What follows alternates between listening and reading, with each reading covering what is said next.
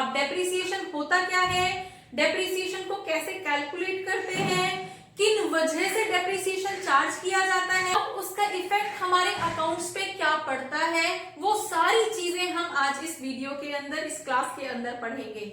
ठीक है, तो before going to calculation we must know the meaning of depreciation.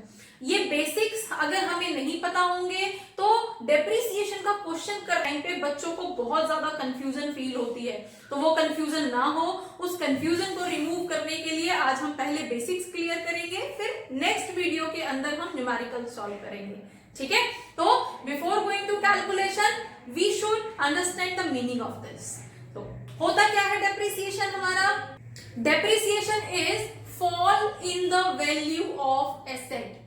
Fall कैसा, permanent gradual fall in the value of asset. अब permanent है, permanent मतलब एक बार कम हो गई वैल्यू, उसकी इंक्रीज नहीं होगी, दोबारा से इंक्रीज नहीं हो सकती।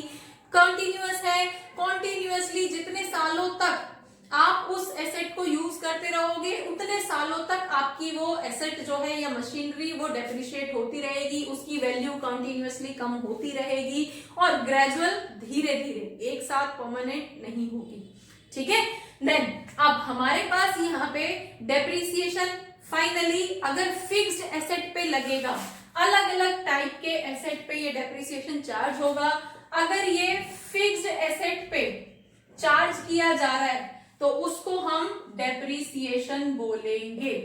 क्लियर, अगर फिक्स्ड एसेट, अब फिक्स्ड एसेट्स हमारे कौन से हो सकते हैं, हमारी मशीन हो सकती है, बिल्डिंग हो सकता है, फर्नीचर हो सकता है, इस तरह की चीजें हमारी जो कैपिटल नेचर की होती हैं, उनमें उनकी वैल्यू में जो कमी आती है उसको हम यहाँ पे डेप्रिसिएशन बोलते हैं, जो आपको यहाँ पे मेनली कैलकुलेट करना है। ऑर्गेनाइजेशन के अंदर कुछ इंटेंजिबल एसेट्स भी होते हैं, तो क्या वो डेप्रिशिएट नहीं करते, उनकी वैल्यू चेंज नहीं होती? बिल्कुल होती है। उनकी वैल्यू भी एप्रिशिएट भी हो सकती है और डेप्रिशिएट भी हो सकती है, कम भी हो सकती है, ज्यादा भी हो सकती है। ठीक है, तो उस केस में अगर हमारे किसी इंटेंजिबल एसेट की वैल्यू कम होती है तो उसको हम डेप्रिसिएशन नहीं बोलते हैं, उसको हम बोलते हैं amortisation. Clear, intangible value, intangible asset की वैल्यू अगर कम होगी तो उसको हम एमोर्टाइजेशन बोलते हैं। ठीक है, अब कुछ एसेट्स हमारे ऐसे होते हैं जिनमें से सामान निकलता जाता है और उनकी वैल्यू अपने आप कम होती रहती है। जैसे कि हमारे पास कोई कोल माइन है, हमारा बिजनेस है कोल एक्सट्रैक्ट करने का और उसको सेल करने का, तो हमारे पास जो कोल माइन है उसमें से हम धीरे धीरे करके कोयला जो है वो डेली बेसिस पे, मंथली बेसिस पे एक्सट्रैक्ट किए जा रहे हैं। अब जैसे जैसे हम कोयला उसमें से निकाले जा रहे हैं वैसे वैसे माइन की वैल्यू तो कम होती जा रही है। जब वो कोयले से भरी हुई थी माइन तो उसकी वैल्यू कुछ ज्यादा थी, अब जैसे जैसे उसमें से एक्सट्रैक्शन होता चला जा रहा है वैसे वैसे उसकी वैल्यू जो है वो कम होती चली जा रही है। तो ऐसे केस में जब हमारे एसेट की वैल्यू कम होती है तो उसको हम बोलते हैं डिप्लीशन। क्लियर हुआ, उसमें आप एग्जाम्पल कोल माइन का लिख सकते हो। अगर हम फॉर एग्जाम्पल लिखते हैं तो हमारे लिए एग्जाम्पल कोल माइन आप लिख सकते हो। पेट्रोलियम हो सकता है, लाइक पेट्रोलियम वेल्स जो होते हैं, कुएं जो होते हैं, उसमें से जैसे जैसे पेट्रोलियम निकलता जाता है उनकी वैल्यू कम होती चली जाती है, एक्सट्रैक्ट होती चली जाती है। ठीक है, तो मेनली हमें इस चैप्टर के अंदर ये पढ़ना है, डेप्रिसिएशन। फिक्स्ड एसेट की वैल्यू जब कम होती है तो उसको हम डेप्रिसिएशन बोलते हैं। यहाँ पे हमारे पास एक एक्सेप्शन भी है, एक ऐसा फिक्स्ड एसेट होता है जिसकी वैल्यू डेप्रिशिएट होने की जगह एप्रिशिएट होती है और वो बोला जाता है लैंड। तो हम यहाँ पे कोई एप्रिसिएशन नहीं पढ़ने जा रहे हैं, हम उस एसेट की वैल्यू में डेप्रिसिएशन पढ़ने जा रहे हैं। ठीक है, क्लियर। अब डेप्रिसिएशन किस वजह से लगता है, कुछ रीजंस तो होंगे। यहाँ पे डेप्रिसिएशन लगने के मेनली 2-3 रीजंस हैं, जैसे कि फर्स्ट इज टाइम। आपने खरीद के ले आए और यहाँ पे आपको 1 साल हो गया उसे यूज करते हुए, ठीक है, तो with the passage of time उसकी वैल्यू कम हो जाती है। कभी टेक्नोलॉजी अपडेट हो गई, कभी XYZ कुछ भी। अब टाइम का अगर हम एग्जांपल लेते हैं, कोई फोन आप खरीद के लेके आए हो या कोई मशीन आप खरीद के लेके आए हो और वो मशीनरी किसी वजह से आपका प्रोजेक्ट जो है वो डिले हो गया, जैसे पैक होके आई थी वैसे ही पैक होके रखी हुई है, अभी तक उसका पैकिंग भी नहीं खुली है, तो क्या उस पर डेप्रिसिएशन नहीं लगेगा? बिल्कुल लगेगा, क्योंकि 6 महीने पहले जो आपने मशीन खरीदी थी उसकी वैल्यू कुछ और थी, आज उसकी वैल्यू, मार्केट वैल्यू कुछ और हो सकती है। ठीक है, प्लस आप जितने में खरीद के लाए थे उतने में उस मशीन को सेल नहीं कर सकते, तो आपने मशीन को यूज नहीं भी किया है तो भी डेप्रिसिएशन तो उस पे लगेगा ही। क्लियर? नेक्स्ट, उसका यूज, आप कितने टाइम से यूज कर रहे हो उस मशीन को, जितने टाइम से आप यूज कर रहे हो पीरियडिकली बेसिस पे, एनुअल बेसिस पे, उस पर डेप्रिसिएशन आपको काउंट करके दिखाना होगा। ठीक है, नेक्स्ट इज अब ऑब्सोलेंस।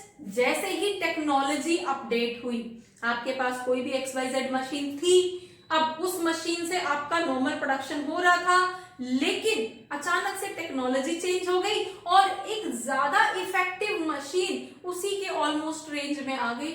आपने वो मशीन खरीद ली, आपको रिक्वायरमेंट थी, आपने वो नई मशीन खरीद ली, तो पुरानी मशीन तो अभी तक यूज करने लायक थी, फिर भी आप उसे यूज नहीं कर रहे हो, तो इस केस में आपने उस पुरानी मशीन को तो ऑब्सोलीट कर दिया ना, बाहर कर दिया, आउट कर दिया, तो उस केस में भी उस पे क्या चार्ज होगा? डेप्रिसिएशन ही तो बोलेंगे उसको।